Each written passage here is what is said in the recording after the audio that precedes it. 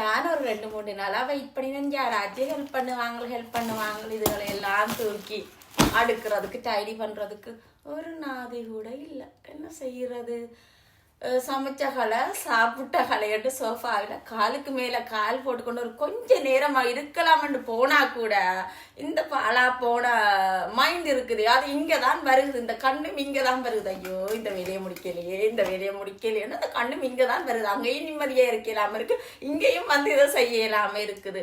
யார்கிட்ட சொல்லி அழுகிறது இந்த சொந்த கதையை, சோக கதையை?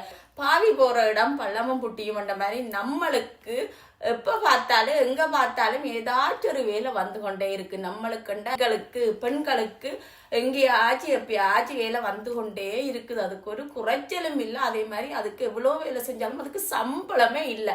சம்பளம் இல்லாத உத்தியோகம். ஆர்கிட்ட இந்த சொந்த கதையை சோக கதையை சொல்லி அழுகிறது? எங்களோட சேர்ந்து எங்களோட சொந்த கதையும் சோக கதையும் மண்ணோட மண்ணா அப்படியே புதஞ்சி போகுது ஒரு நாளைக்கு. என்ன செய்யறது?